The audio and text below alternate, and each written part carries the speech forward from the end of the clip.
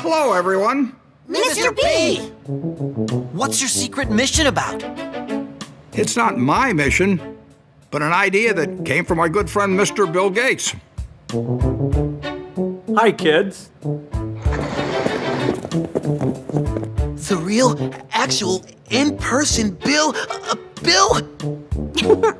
He's trying to say that we're big fans, Mr. Gates. It's a strange fact that Bill Gates' hagiographers, PR hacks employed more often than not by large corporations that receive funding from the Bill and Melinda Gates Foundation, consistently depict this drab software developer as a cartoon superhero, using his superpower of being very rich to help save the planet. Behind closed doors on this New York campus, a secret gathering of some of the world's most powerful people. Gates, Buffett, Bloomberg, Winfrey. It was like the Super Friends. In the great hall of the Justice League, there are assembled the world's 4 greatest heroes. But these cartoon-fueled puff pieces reveal more than they know about Gates and the other mega-rich philanthropists they are attempting to idolize. They reveal that the idea of the selfless billionaire do-gooder is a work of fiction so unbelievable it is only fit for Saturday morning cartoon fare. As we have seen in our first 2 explorations of Bill Gates' role as global health kingpin, the seemingly selfless generosity of the Gates family through their eponymous foundation has in fact greatly increased their own wealth, with Bill Gates' personal net worth having doubled in the past decade alone. But the takeover of public health that we have documented in How Bill Gates Monopolized Global Health, and the remarkably brazen push to vaccinate everyone on the planet that we have documented in Bill Gates' Plan to Vaccinate the World, was not, at base, about money. The unimaginable wealth that Gates has accrued is now being used to purchase something much more useful. Control.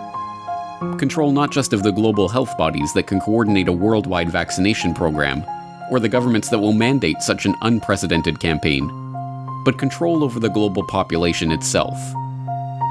This is an exploration of Bill Gates and the population control grid. You're tuned into the Corbett Report.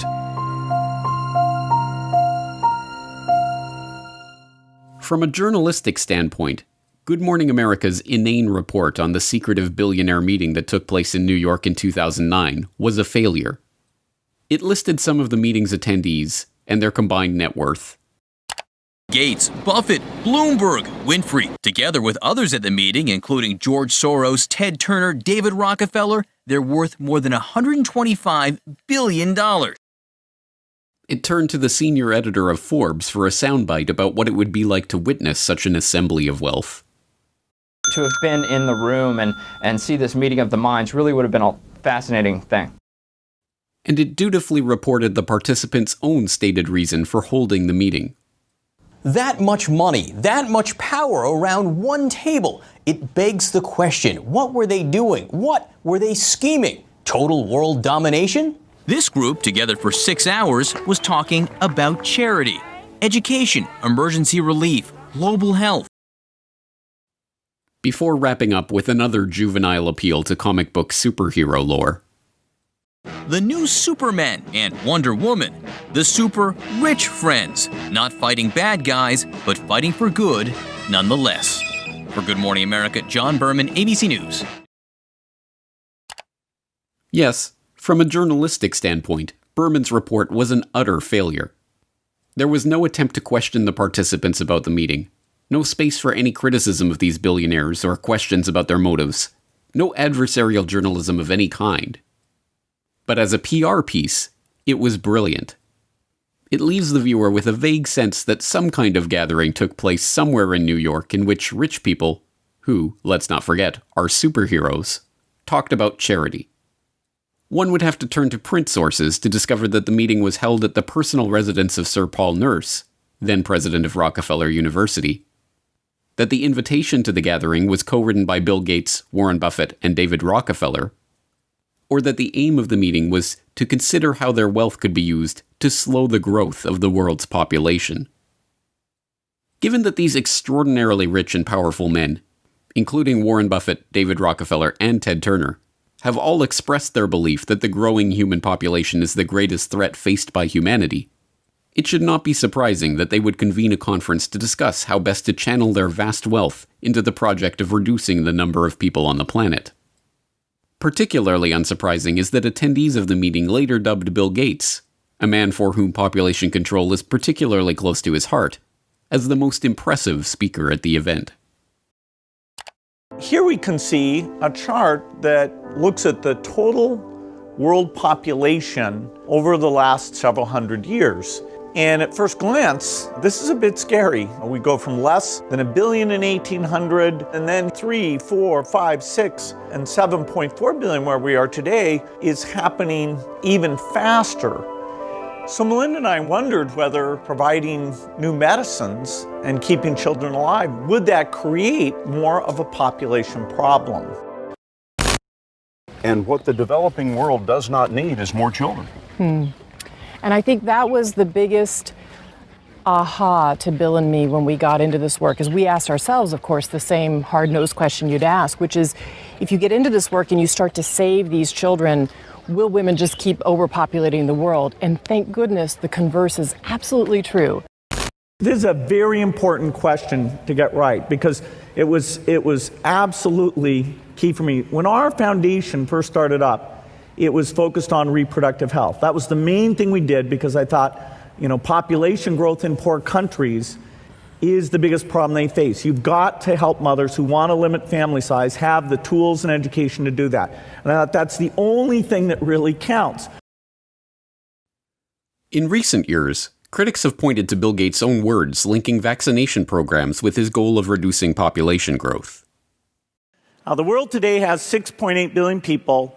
That's headed up to about 9 billion. Now, if we do a really great job on new vaccines, healthcare, reproductive health services, we could lower that by perhaps 10 or 15%. $10 billion over the next 10 years to make it the year of the vaccines. What does that mean exactly? Well, over this decade, we believe unbelievable progress can be made, both inventing new vaccines and making sure they get out to all the children who need them. We could cut the number of children who die every year from about 9 million to half of that if we have success on it. And the benefits there in terms of reducing sickness, reducing the population growth, it really allows a society a chance to take care of itself once you've made that intervention. But as any number of fact-checking websites, not to mention Bill Gates himself, are quick to point out, this doesn't mean what it sounds like it means. What we found out is that as health improves, families choose to have less children. The truth is that when people's lives improve, when children survive, for instance, or when girls go to school, people start making decisions based on the expectation that their children will live and thrive. The result is smaller families and slower population growth. I came across articles that showed that the key thing you can do to reduce population growth is actually improve health. And that sounds paradoxical. You think, okay, better health means more kids, not less kids. Well, in fact, what parents are doing is they're trying to have 2 kids survive to adulthood to take care of them. And so the more disease burden there is, the more kids they have to have that high probability. So there's a perfect correlation that as you improve health, within a half generation, the population growth rate goes down. Yes, the Gates' stated plan is to reduce population growth by improving health.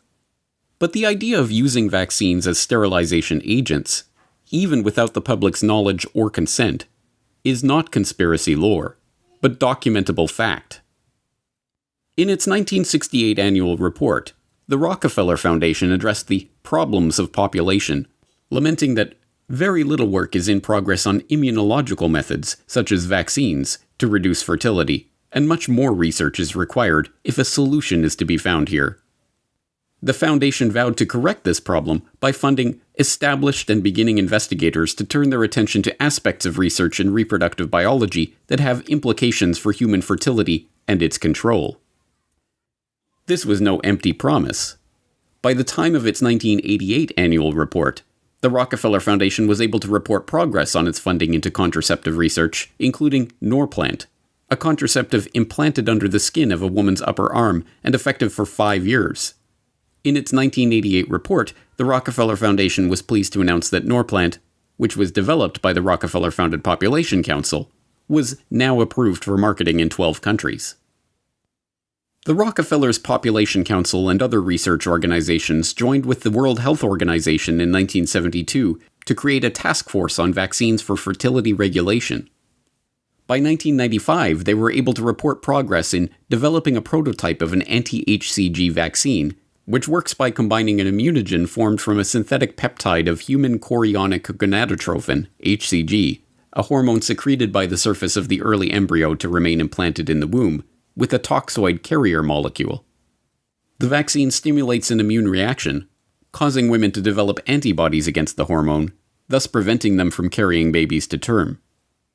But beginning in the 1990s, a series of scandals over WHO-led vaccination programs in the Third World led to allegations that tetanus vaccines in places like the Philippines and Kenya were being laced with HCG in order to implement population control by stealth. The controversy generated by these stories led global institutions to step back from the campaign to champion population control by vaccine.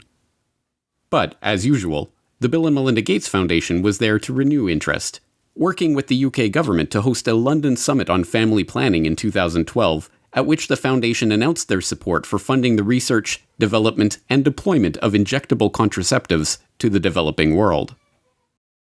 You heard me talk earlier about Sadie, who I met in Niger. She was traveling 15 kilometers to get an injection. But let's ask ourselves, what if she didn't have to travel to that clinic? If we put it in her perspective, how can we keep her in her village to get the contraceptive she wants? Well, Pfizer is testing a new form of depot. The injection that she goes 15 kilometers to get, they're now putting it in a new form, a new device that can be given. It's very, very small. It's called Uniject. I think it's going to be pictured here. It's a high-quality product. It's effective. It's safe. It's tiny, as you can see. And it can be put in a healthcare worker's kit to give to the woman at the village level. So Sadie won't have to go 15 kilometers any longer to get that injection. But the Gates were not content to stop there. In 2014, it was announced that Microchips Biotech Inc., a company in Lexington, Massachusetts, had developed a new form of birth control. A wireless implant that can be turned on and off with a remote control and that is designed to last up to 16 years. According to MIT Technology Review, the idea originated when Bill Gates visited Robert Langer's MIT lab in 2012 and asked him if it would be possible to create an implantable birth control device that could be turned on or off remotely. Langer referred Gates to the controlled release microchip technology he had invented and licensed to Microchips Biotechnology, and the Gates Foundation granted $20 million to the firm to develop the implants. Reducing population growth has, by Gates' own admission, been a core mission of the Gates Foundation since its inception. But in order to really understand what Gates means by population control, we have to look beyond the concept of controlling population size. At its most fundamental level, the population control that Gates speaks of is not birth control, but control of the population itself. In order to understand the broader population control agenda and how it ties into the Gates Foundation's plans, we have to look at a puzzling development that took place in 2017. In that year, Gavi, the Gates-founded and funded alliance that partners the Gates Foundation, the World Health Organization, and the World Bank with vaccine manufacturers to help ensure healthy markets for vaccines, took a strange pivot away from its core mission of vaccinating every child on the planet to providing every child with a digital biometric identity. The idea was first floated by Gavi CEO Seth Berkley in a Nature article that year, Immunization Needs a Technology Boost, where he states that the goal of 100% immunization will not be reached without secure digital identification systems that can store a child's medical history. He then gives a specific example. We are working with a company in India called Kushi Baby, which creates off-grid digital health records. A necklace worn by infants contains a unique identification number on a short-range communication chip. Community health workers can scan the chip using a mobile phone, enabling them to update a child's digital record even in remote areas with little phone coverage. This sudden interest in digital identity was no mere passing fancy for the Vaccine Alliance. Gavi doubled down by becoming a founding member of the ID 2020 Alliance, a public-private partnership dedicated to spearheading a global digital biometric identity standard. Other founding members of the alliance include Gates' first company, Microsoft, and the Rockefeller Foundation. In 2018, Gavi issued a call for innovation in digital technologies for finding, identifying, and registering the most vulnerable children.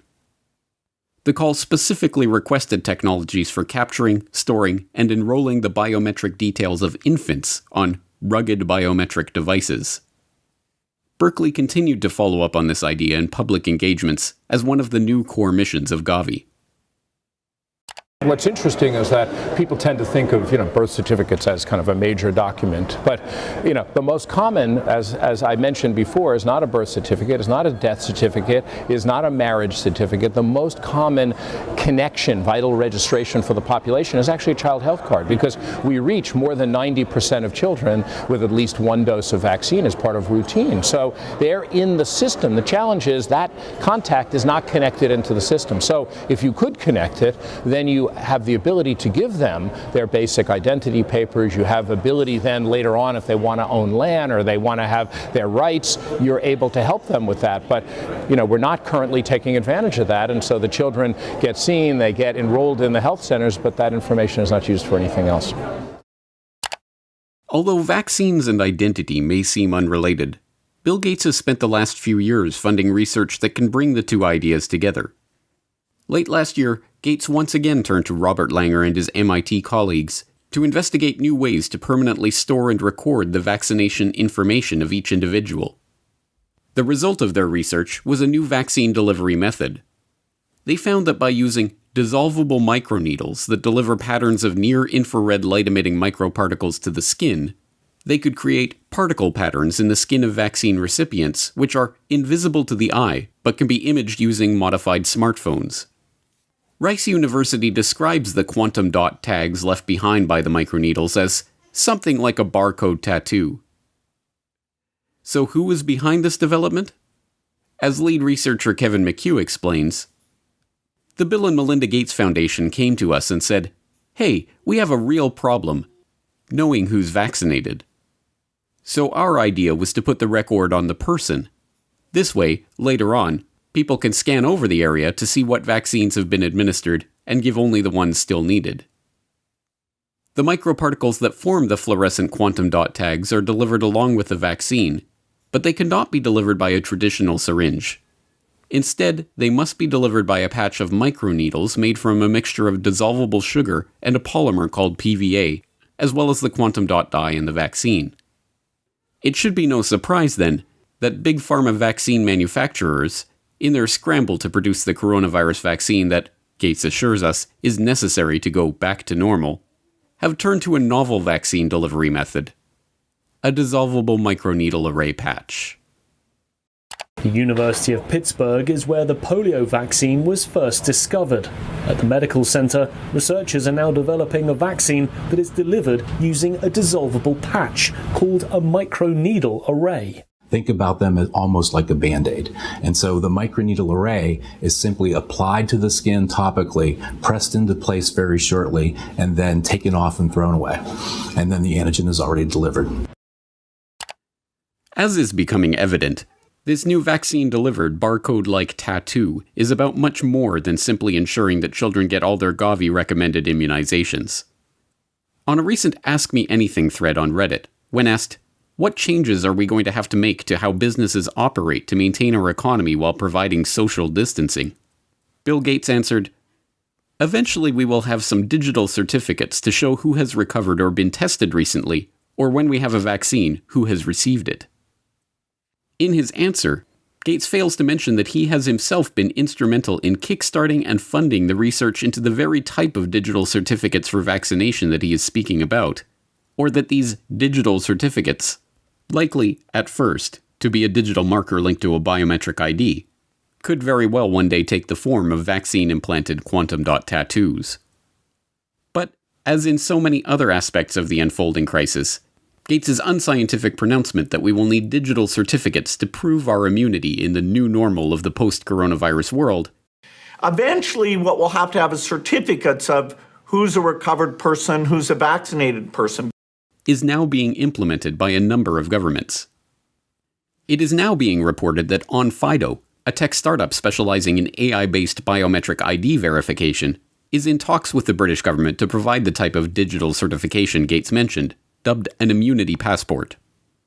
The proposed system would require would-be workers to use the OnFido-provided app to scan their face or other biometric data, link that information to a SARS-CoV-2 antibody test, or, eventually, proof of coronavirus vaccination, and then have their picture taken and immunity verified every time they wish to access a restricted space or work environment. Last month, OnFido announced that it had raised $50 million in a round of investments led by Bill Gates' old company, Microsoft. But this is not Gates' first experience with the field of biometric identity. A decade ago, the government of India began what has been called the largest social experiment on Earth, enrolling over 1 billion people in the largest biometric identification database ever constructed. The project, involving iris scanning and fingerprinting the entirety of the Indian population, recording their biometric details in a centralized database, and issuing them a 12-digit identity number that could be used to prove residence and access government services, all within the span of a few years, presented an incredible societal, legal, and technological challenge. It's no surprise, then, that the person who was brought in as the chief architect of the Aadhaar project when it was launched, Nandan Nilekani, co-founder of Indian multinational Infosys, is also a longtime friend of Bill Gates and a partner with Bill and Melinda Gates on a philanthropic venture called Co-Impact, which supports initiatives to address major social challenges at scale.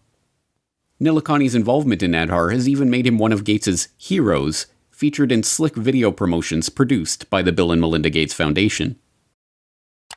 My friend, Nandan Nilekani, is one of India's best-known entrepreneurs. He led the creation of the world's largest biometric ID system. Now, he's working to promote his platform to improve the lives of the world's poorest people. There are more than 1 billion people around the world who don't have any kind of ID. You can't do anything in life without an ID because people are mobile, they're migrant, and wherever they go, whether they want a job or whether they want to board a train or whether they want to get a bank account or get a mobile connection, if the person has no way of proving who they are, then they just won't get access to those services. So the challenge we had was, how do we give 1 billion people, many of whom don't have birth certificates, how do we give them ID? And Gates has personally praised the Aadhaar scheme as a huge asset for India. Well, Aadhaar is a huge asset for India. It was designed very well.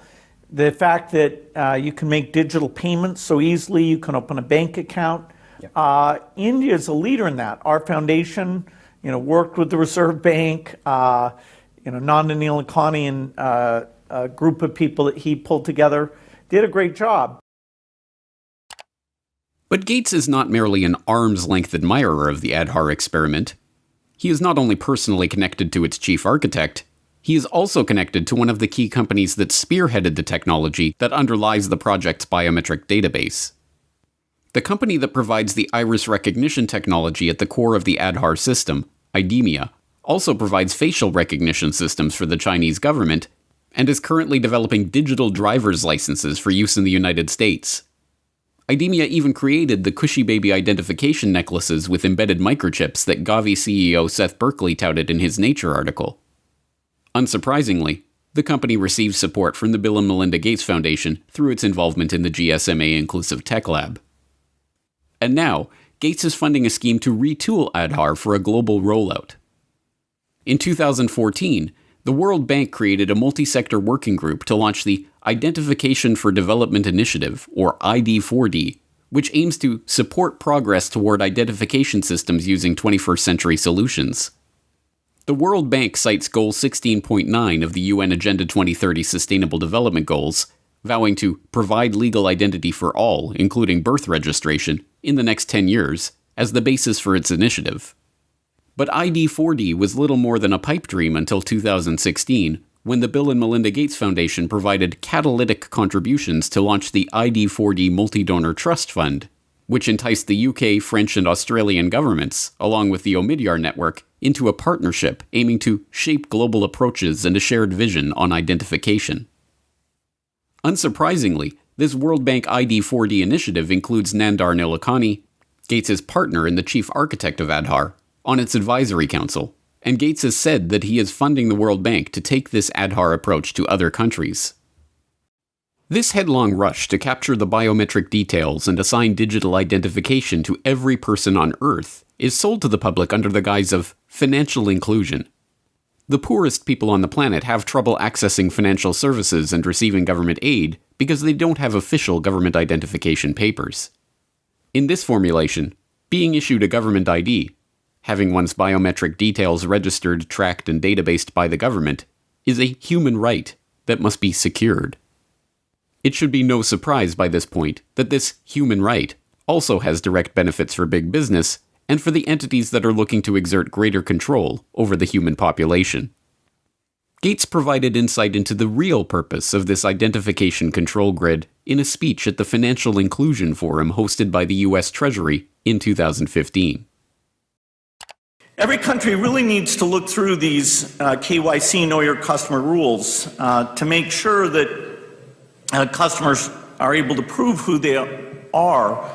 But of course, in many countries, you don't have any type of ID system. And the lack of an ID system is a problem, not just for the payment system, but also for voting and health and education and taxation. And so it's a wonderful thing to go in and create a broad identification system.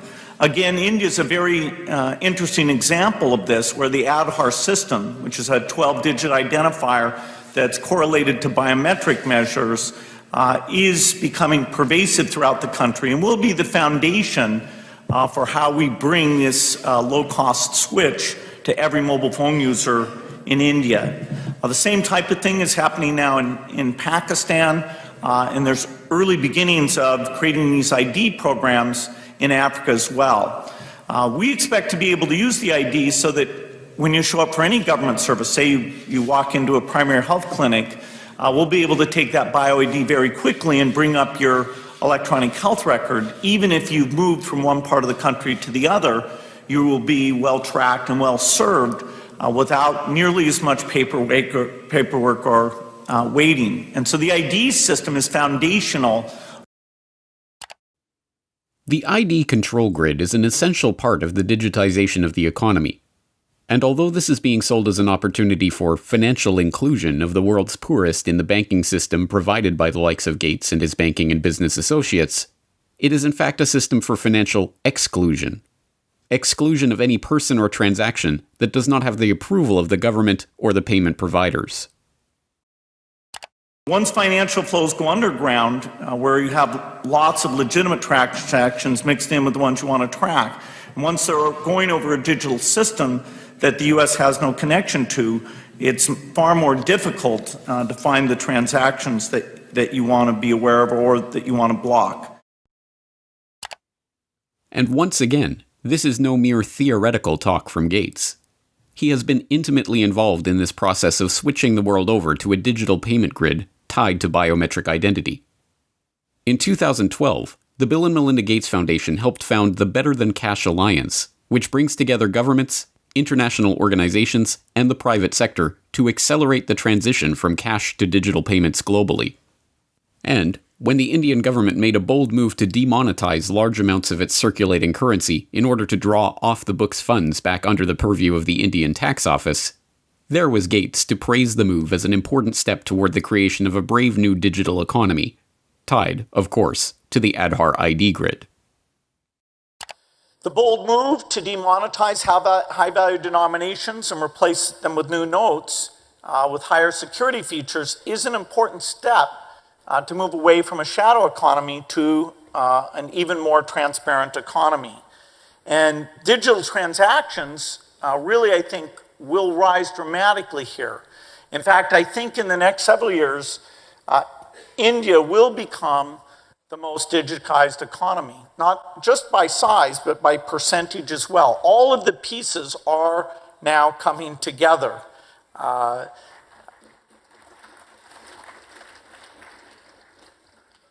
One piece of this that we've enjoyed consulting with the government on making sure it comes together in the right way is the pending rollout of payment banks.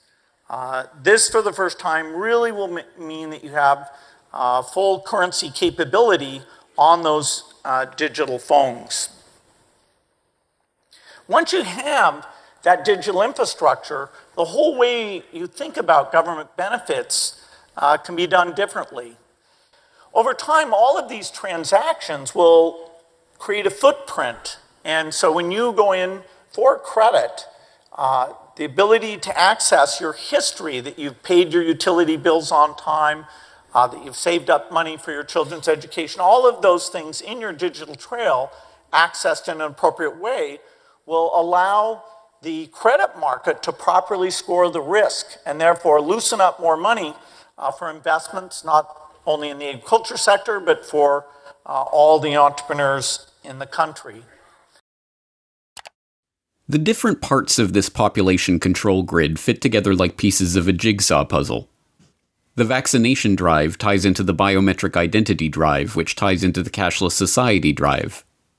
In Gates's vision, everyone will receive the government-mandated vaccinations, and everyone will have their biometric details recorded in nationally administered, globally integrated digital IDs. These digital identities will be tied to all of our actions and transactions, and, if and when they are deemed illegal, they will simply be shut off by the government, or even the payment providers themselves.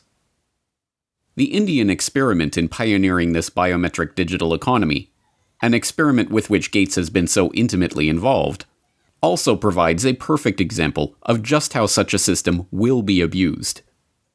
In January 2018, a report in the Tribune revealed that all of the details, including the name, address, postal code, photo, phone number, and email of all billion-plus Aadhaar-registered Indians, was available for purchase on WhatsApp for 500 rupees, or about $7. The Unique Identification Authority of India that administers the Aadhaar scheme was then forced to admit that approximately 210 websites, including websites of the central government and state government departments, were displaying the list of government beneficiaries along with their name, address, other details, and Aadhaar numbers. Even more worryingly, newly obtained documents show that the Indian government is integrating Aadhaar-collected data to create a 360-degree database that will automatically track when a citizen moves between cities or buys new property, and integrate that data into a real-time geospatial database built by the country's space agency, ISRO. Only the most willfully obtuse could claim to be unable to see the nightmarish implications for this type of all-seeing, all-pervasive society, where every transaction and every movement of every citizen is monitored, analyzed, and databased in real time by the government. And Bill Gates is one of those willfully obtuse people. A current debate that's on in India and globally as well around data. Now, you've been an advocate of Aadhaar. You've supported it, you've defended it. And I think that the questions arise not on whether it's a good idea or not, but whether it should be made mandatory for every citizen, for every service possible, because it was envisaged as people accessing government subsidy using the Aadhaar card to avoid duplication and leakages. The question then is that India today is still grappling with putting in place a privacy framework, a privacy regulation, a data protection regulation. In that context, then, does it make sense, even though the matter is in court today, to link Aadhaar to every possible service? Well, Aadhaar is just something that avoids you pretending to be somebody else. That, you can have, fake people on the government payroll. Mm-hmm. Aadhaar, prevents you being on that payroll as a ghost worker. It prevents you from collecting things that you shouldn't collect or accessing a health record you shouldn't have access to. So the basic Aadhaar mechanism is an identity mechanism. And so it's too bad if somebody thinks that because Aadhaar is there, that in and of itself creates a privacy problem. Gates's response is, of course, disingenuous. The very purpose of a globally integrated ID grid and cashless payment architecture is to remove privacy from our lives. It should be no surprise, then, that this man who is not concerned about the privacy implications of a global, real-time electronic ID and digital payments grid is also a prime investor in EarthNow LLC, a company promising to deploy a large constellation of advanced imaging satellites that will deliver real-time, continuous video of almost anywhere on Earth. No, this Gates-driven agenda is not about money. It is about control. Control over every aspect of our daily lives, from where we go, to who we meet, to what we buy and what we do. The great irony is that this billionaire philanthropist, so often depicted as a cartoon superhero for his dazzling generosity, actually resembles nothing so much as a comic book supervillain, right down to the use of his vast wealth to sponsor Harvard University research into dimming the sun by spraying particles into the stratosphere. But once again, we are driven back to the question, who is this person? What ideology is driving this quest for control? And what is the end goal of this quest? Who is Bill Gates?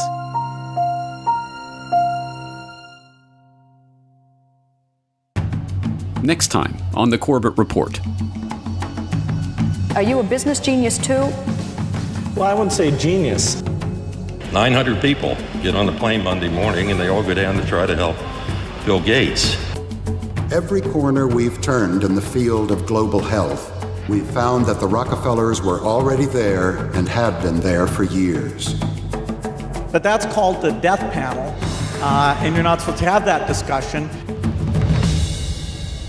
Meet Bill Gates.